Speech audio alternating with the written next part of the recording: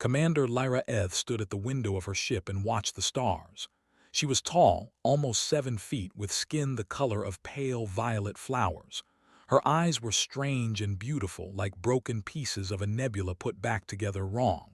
She had been alive for 87 years, which was young for her kind. The lived for 400 or 500 years. They were patient. They were careful. They did not make mistakes. But the war had changed everything. The swarm had come from the dark spaces between galaxies. They were monsters made of flesh and metal, hungry for everything alive. They ate planets, they destroyed fleets, and they were winning. Lyra needed help. Her species was powerful but few in number. They needed soldiers, pilots, people willing to die for a war that was not their own, and so they had turned to the humans. Humans were strange creatures. They lived for less than a century. They were small and soft and broke easily, but they fought like nothing Lyra had ever seen. They flew into battles they could not win and somehow came out alive. They laughed at death. They made jokes while their ships burned around them, and when they died, more of them came to take their place. Lyra did not understand humans, but she needed one. She had requested a new flight specialist from the Interstellar Auxiliary Corps.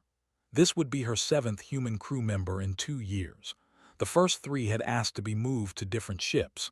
They said she was too hard, too cold, too demanding. The 4th and 5th had died in combat. The 6th had walked out of an airlock without his suit. He had chosen death over serving her. Lyra told herself she did not care. She told herself that humans were tools, nothing more. But sometimes, late at night, she wondered what was wrong with her. Why could she not connect with these strange, burning creatures? The door to her quarters opened. Her second officer, unnamed, entered with a data pad. "The new human has arrived," Commander said. "His name is, he comes from Earth, from a region called California. His records are acceptable but not impressive. He is certified for ground vehicles, not spacecraft. His flight simulation scores are high, but he has never flown in actual combat." Lyra took the data pad and looked at the human's picture. He had dark hair and dark eyes and a face that showed nothing. He looked tired. He looked like someone who had given up on something important. "Why did he enlist?" Lyra asked. "The records do not say, but he left Earth quickly, Commander. He sold everything he owned. He said goodbye to no one. It seems he was running from something." Lyra nodded slowly. Humans often ran to the stars when their home became too painful. She understood that, at least. She had her own reasons for being here, her own ghosts that followed her through the void. "Send him in," she said. Walked into her quarters 5 minutes later. He was shorter than she expected, barely reaching her shoulder. He wore the simple uniform of the Auxiliary Corps, gray and undecorated. His boots were clean. His back was straight. His eyes met hers without fear. That was unusual. Most humans looked away when they saw her. They found her appearance unsettling. But this one looked at her like she was just another officer, just another person giving orders. "Flight specialist reporting for duty," he said. His voice was calm and clear. Lyra said nothing for a long moment. She studied him the way she might study an enemy ship, looking for weaknesses, for strengths, for anything that might matter in the battles to come. "You are smaller than I expected," she finally said.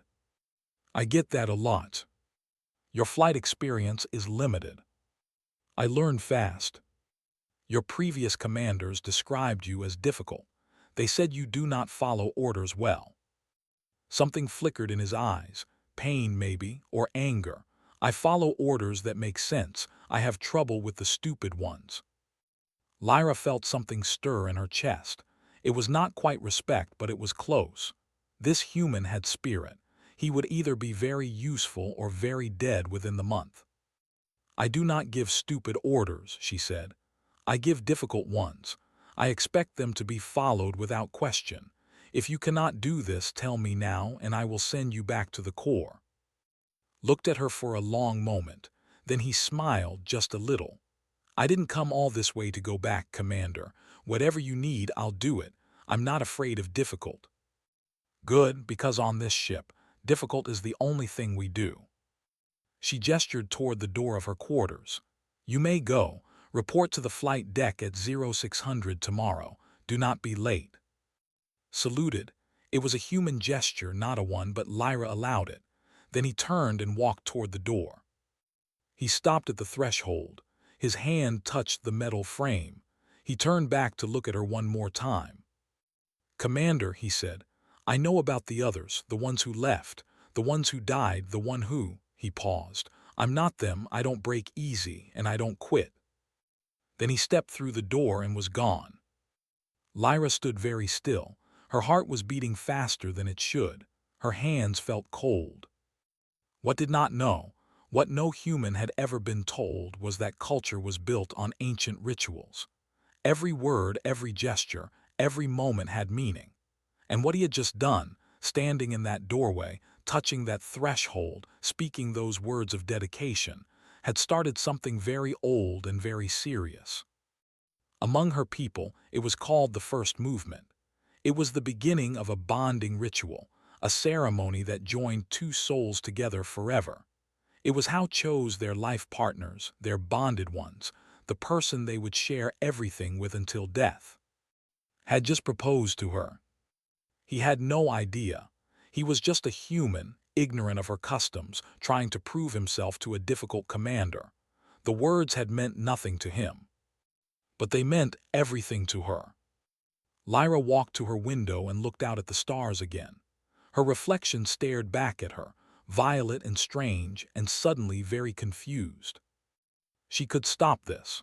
The ritual needed more steps to be complete. She could simply say nothing, do nothing, and let the first movement fade away like it had never happened. But something made her pause, something in the way he had looked at her, something in the fire behind his tired eyes. She would wait, she decided. She would watch. She would see if this human was different from the others. And if he was, maybe she would let the ritual continue. Maybe she would see where it led. The first month on the Dawn was the hardest thing had ever done. Commander Eth demanded perfection. Not good enough, not acceptable, but perfect. Every system check had to be done in half the time the manual said. Every procedure had to be memorized completely. Every mistake was noted, recorded, and punished with extra work. Did not complain. He did not ask for easier treatment. He simply worked harder. When Lyra told him his pre-flight sequence was too slow, he practiced it 100 times until he could do it in his sleep. When she said his emergency response was weak, he spent his rest hours in the simulator until his fingers moved without thinking. When she criticized his knowledge of the ship's systems, he read every manual, every schematic, every report until he knew the Dawn better than his own body. The other crew members watched him with curiosity. They had seen humans come and go. They had seen them break under the commander's expectations, but this one was different. He does not sleep, one of the engineers told another. I have seen him in the maintenance bay at all hours. He works like he is being chased by something. Perhaps he is, the other replied. Humans often run to the stars to escape their demons. Perhaps his demons are faster than most. Heard these whispers but did not respond. Let them think what they wanted. He had his reasons for being here, and they were his alone. The truth was simpler and sadder than demons. Had failed at everything on Earth. His career, his relationships, his family's expectations. He had been a disappointment to everyone who had ever believed in him. Coming to space was not running away. It was starting over. It was proving to himself, if no one else, that he could be something more than a failure. Lyra watched him too, though she never said anything. She noticed how he arrived early and left late. She noticed how he helped the other crew members without being asked. She noticed how he never complained, never made excuses, never asked for special treatment. One evening, she found him alone in the maintenance bay. He was bent over the targeting array, making adjustments by hand. The auto-calibration is working correctly, she said from the doorway. Did not look up. It's off by 0.3%. Within acceptable range, but I thought you'd want it perfect. Lyra stepped closer. She watched his hands move with careful precision.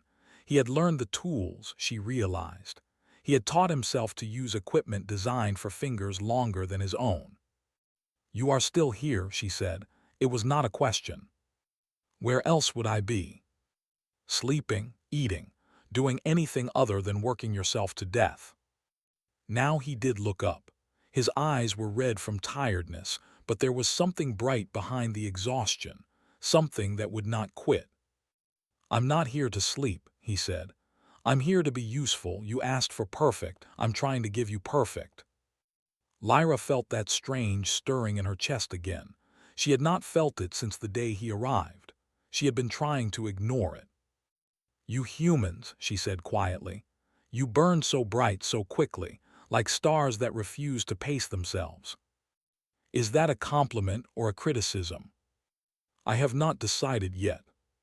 The second month brought They came out of nowhere, rising from the dust clouds of the Kellyan Nebula like nightmares given form. Their ships were made of living tissue and dark metal, twisted together into shapes that hurt to look at. There were dozens of them, maybe hundreds, swarming toward the dawn like hungry insects. The ship shook as the first weapons hit them. Alarms screamed. Crew members ran to their stations. And in the middle of it all, Commander Lyra Eth stood at her command console, her voice calm, her hands steady. "All fighters launch," she ordered. "Defensive pattern 7, protect the convoy at all costs." Watched from his station. He was not trained for space combat. He was supposed to stay here, monitor systems, and stay out of the way. But as he watched the battle unfold on the tactical display, he saw something terrible happening. They were winning. They were faster than the fighters. They moved in patterns that no computer could predict.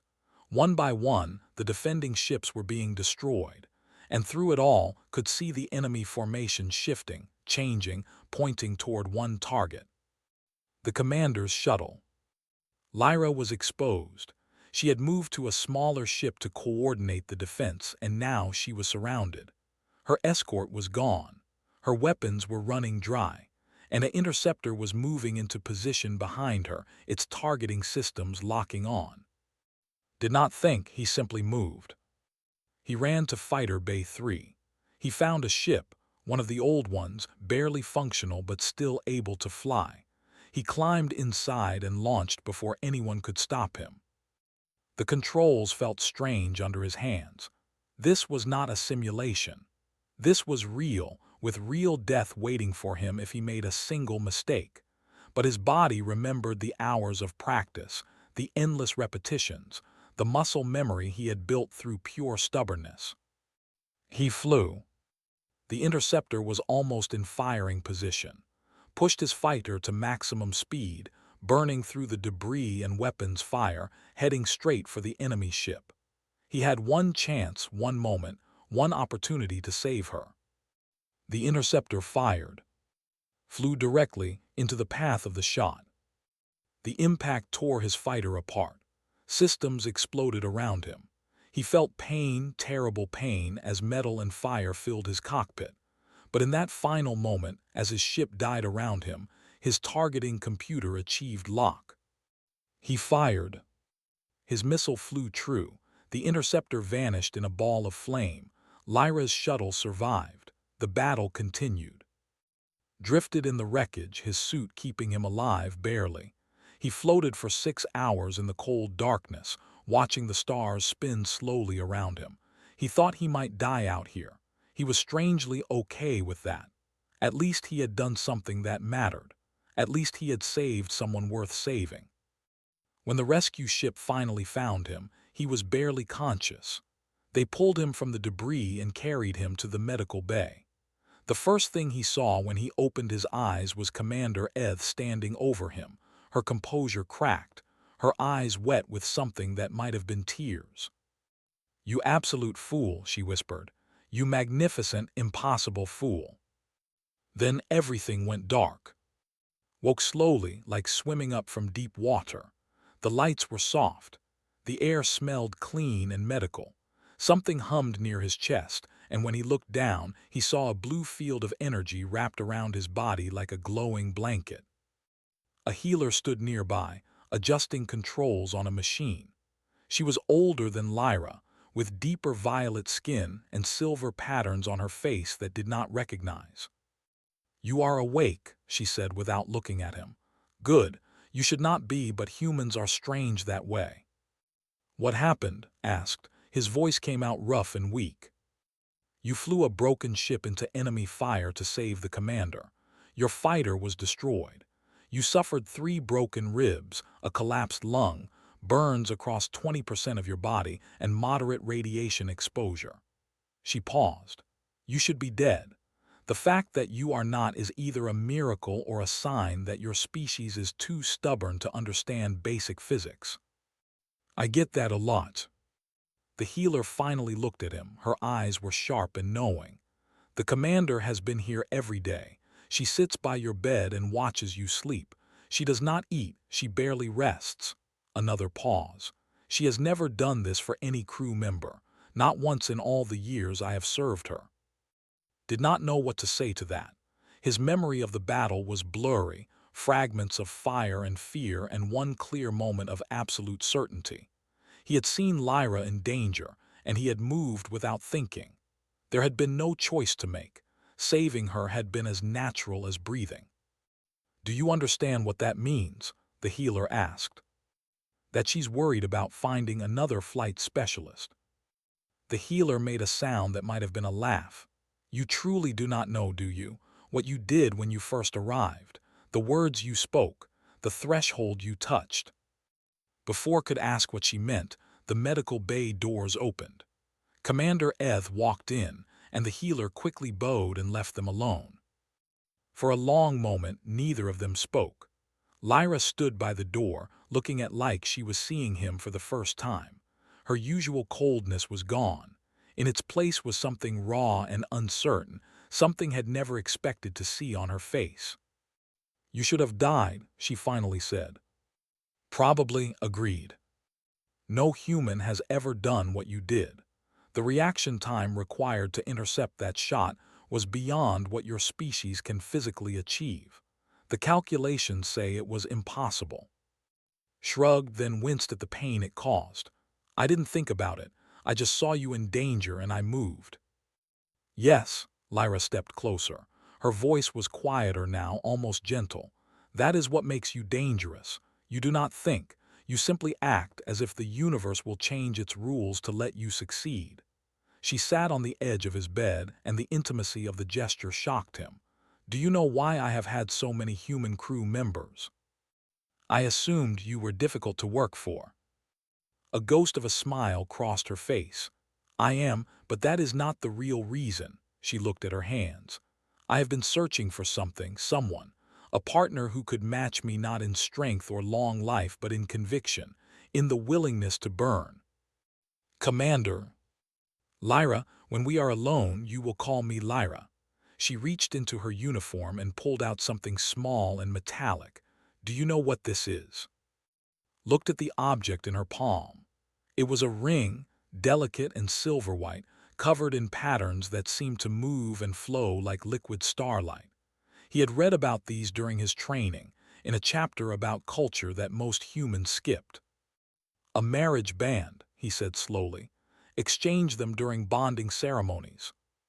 "Yes," Lyra's eyes met his. "And do you know what a bonding ceremony requires?" Thought back. The training materials had been brief, just a few paragraphs about customs. He remembered something about rituals, about words and gestures that had meaning beyond their surface. Then he remembered his first day on the ship, standing in the doorway of her quarters, touching the threshold, speaking words of dedication and service. "Oh," he said, "the threshold of my quarters, the words of formal service, the acceptance of duty unto death." Lyra's voice was calm, but her hands were shaking slightly. "In tradition, these constitute the first movement of a bonding ritual, a ritual that has been waiting all these months for its completion."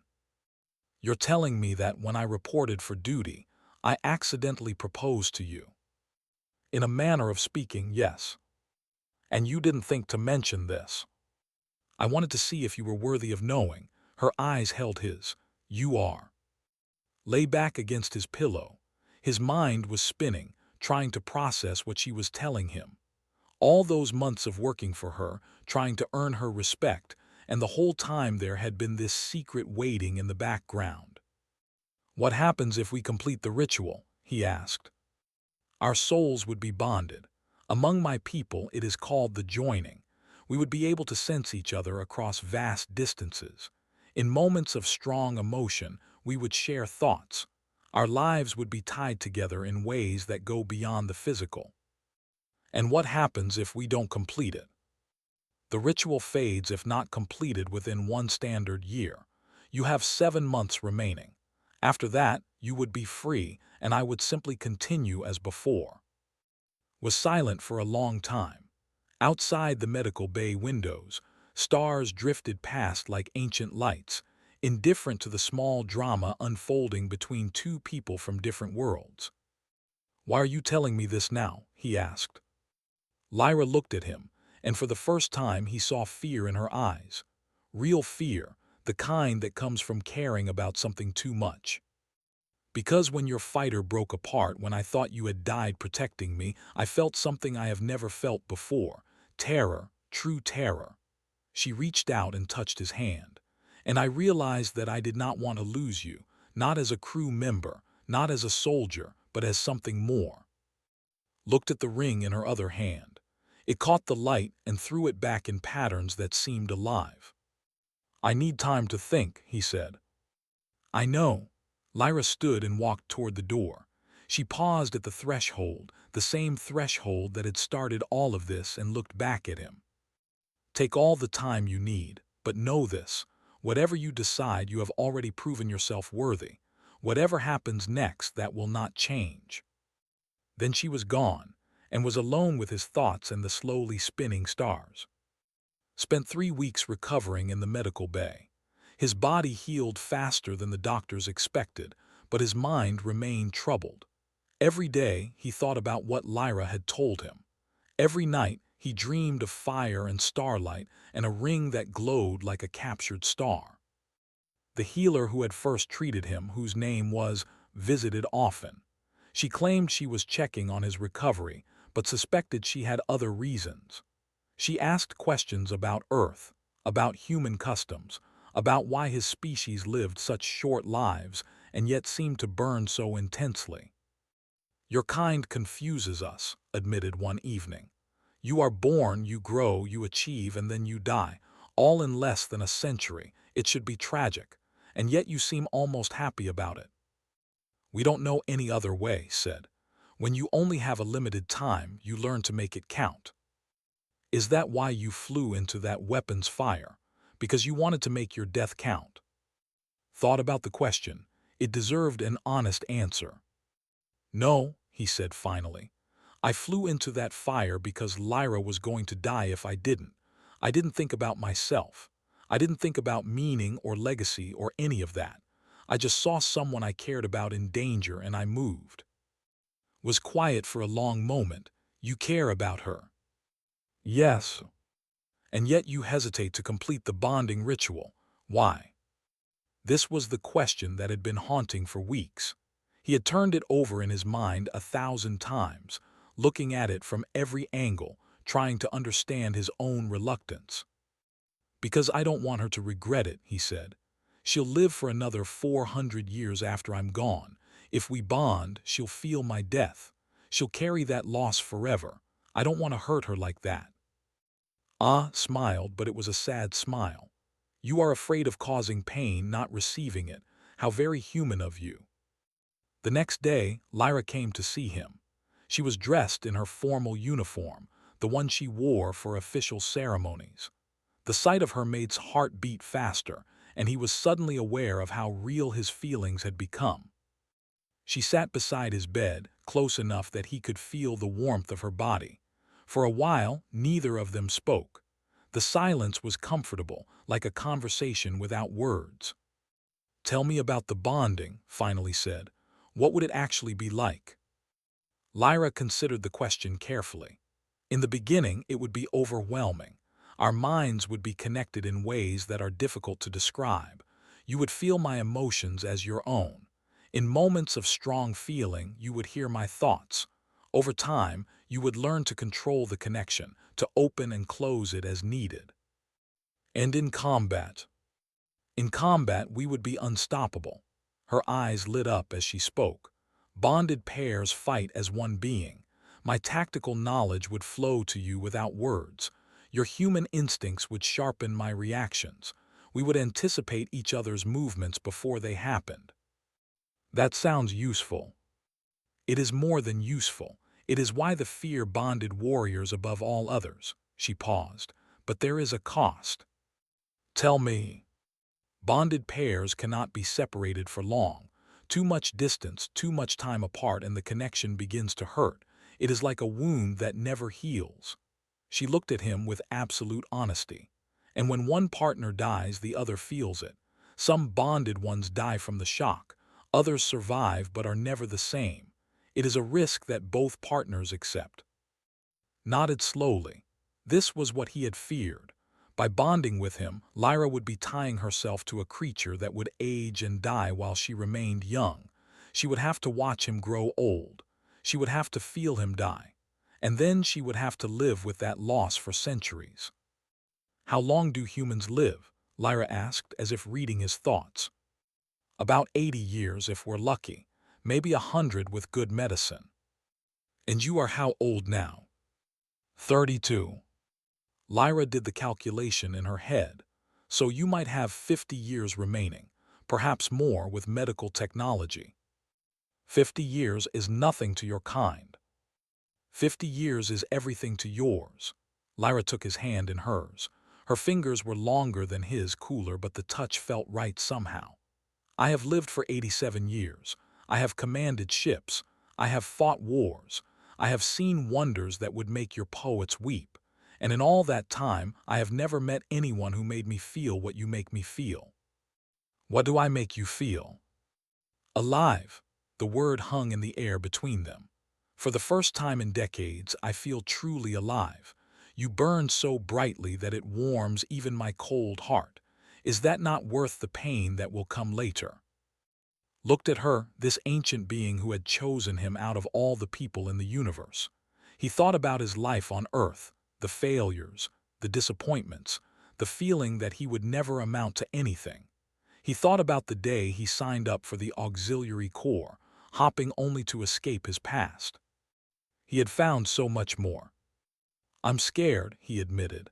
Not of dying, I've made my peace with that, but I'm scared of hurting you. I'm scared of being the reason you suffer. Then let me make this choice for myself.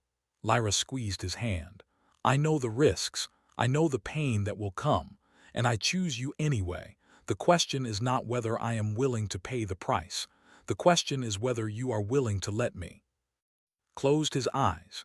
He thought about all the reasons to say no, all the logical arguments against binding yourself to someone you would eventually leave behind, all the wisdom that said this was a mistake, a beautiful mistake that would end in sorrow. Then he thought about the moment in the fighter bay, when he had seen her in danger and moved without thinking. He thought about the endless hours of work, trying to earn her respect. He thought about the way she looked at him now, with hope and fear and something deeper than both. Yes, he said, I'm willing. Lyra's face changed. The coldness that she wore like armor melted away, and underneath was something beautiful and vulnerable and real. You understand what you are agreeing to? She asked. I understand that I love you, said. And I understand that love isn't about avoiding pain. It's about deciding that someone is worth the pain. Lyra leaned forward and pressed her forehead against his. It was a gesture, he knew, something they did with people they trusted completely. He could feel her breath on his face. He could see the tears forming in her strange, beautiful eyes. Then let us complete what we started, she whispered. Let us become one. The ceremony took place in the observation dome of the Dawn. It was the highest point of the ship, a glass bubble that looked out on the universe in all directions. Lyra had chosen this location because it orbited a binary star system that her ancestors had considered sacred. Two suns, circling each other forever, bound by forces that could not be seen but could never be broken, stood in the center of the dome, wearing a simple white robe that Lyra had given him. It was traditional clothing for a human entering a bonding ceremony. The fabric was light and soft, and it made him feel exposed in a way that had nothing to do with modesty. The crew had been told only that the commander was observing a personal tradition. The among them suspected the truth but said nothing. Some of them gathered at the edges of the dome, watching from a respectful distance. Others stayed away, uncomfortable with the idea of their commander bonding with a human. Did not care what they thought. He cared only about the woman walking toward him. Lyra wore a dress of deep violet, the same color as her skin but somehow different, as if the fabric had captured starlight and woven it into cloth. Her hair was down, falling past her shoulders in waves of silver white. She moved like water, like music, like something too beautiful to be real. She stopped in front of him. They were close enough to touch but did not yet. The ritual had rules Lyra had explained, words that had to be spoken, gestures that had to be made. A dance as old as her species, performed exactly the same way for thousands of years. "Of Earth," Lyra said, her voice carrying through the silent dome. "You came to me as a stranger. You served me as a soldier. You saved me as a friend. Now I ask you to join me as something more. Do you accept this bond knowing that it cannot be undone? Do you offer me your heart, your mind, your soul for as long as you shall live?" Had memorized his response. Lyra had taught him the words in her language, sounds that felt strange on his human tongue but carried weight beyond their meaning. "Lyra Eth of the people," he said. "I came to the stars running from my past. I found my future in your service. I offer you everything I am and everything I will be. My heart is yours. My mind is yours. My soul is yours, for as long as I shall live and beyond." Lyra reached into her robe and pulled out the two rings. They were identical now, she had explained. Before the ceremony, one ring was plain and one was decorated. But during the bonding, they would change. They would become mirrors of each other, just as the bonded ones would become mirrors of each other. She took his hand and slipped the ring onto his finger. The metal was warm, almost hot, and felt something stir inside him as it settled into place. Then she gave him the other ring, and he slid it onto her finger with hands that trembled only slightly. "Breath to breath," Lyra said, "heart to heart, mind to mind." She pressed her forehead against his, just as she had done in the medical bay. But this time, something was different. This time, felt the connection open like a door in his mind. It started as warmth, a gentle heat that spread from his chest to his fingertips. Then the warmth became light, a brightness that filled his thoughts and pushed everything else aside. And then, suddenly, he was not alone anymore. Lyra was there, not beside him but inside him, her presence flowing through his consciousness like water through sand. He felt her emotions, strange and powerful and old. He felt her fears, her hopes, her centuries of loneliness. He felt her love for him, overwhelming and terrifying and beautiful beyond words. And she felt him, all of him, every failure, every fear, every secret shame he had carried from Earth. She saw the boy who had never been good enough. She saw the man who had run to the stars to escape his own reflection. And she did not turn away. She held him, wrapped herself around his broken places, and whispered without words that he was enough. He had always been enough. The light faded slowly. The connection settled into something manageable, a constant presence at the edge of his awareness rather than a flood. Opened his eyes and found Lyra looking at him with an expression of wonder. "I felt everything," she whispered. "Your whole life, your whole heart." "I felt you too," touched her face, amazed that he was allowed to do this now. "You're not as cold as you pretend to be." "No, I never was. I was just waiting for someone worth warming for." The crew watching from the edges of the dome began to applaud. It was a human gesture, not a one, but someone had taught them that it meant approval. Laughed, and through the bond, he felt Lyra's amusement mixing with his own. In the weeks that followed, they discovered what the bond truly meant. In combat, they moved as one being, Lyra's centuries of tactical knowledge flowing to without words, his human instincts sharpening her reactions. The Dawn became legendary. They won battles that should have been losses. They survived ambushes that should have destroyed them. They learned to fear the ship with the bonded commanders, thee and the human who fought like a single soul. But more than that, they learned each other. Discovered that Lyra loved terrible poetry and hated sweet foods and was secretly afraid of small spaces. Lyra learned that sang in the shower and talked to machines like they were alive and cried at stories about dogs. They shared dreams and nightmares and quiet moments of perfect peace. One night, a year after the bonding, they stood together in the observation dome. The binary stars were far behind them now, but other stars had taken their place. The universe stretched out in all directions, infinite and terrifying and full of wonders. "Do you regret it?" Lyra asked. She asked this sometimes when the weight of his shoulder pressed on her mind. Looked at the ring on his finger. It had changed since the ceremony, developing patterns that matched the ones on Lyra's ring exactly. When they touched their hands together, the patterns flowed from one ring to the other, as if the metal itself was bonded. "I enrolled to serve an aviator," he said.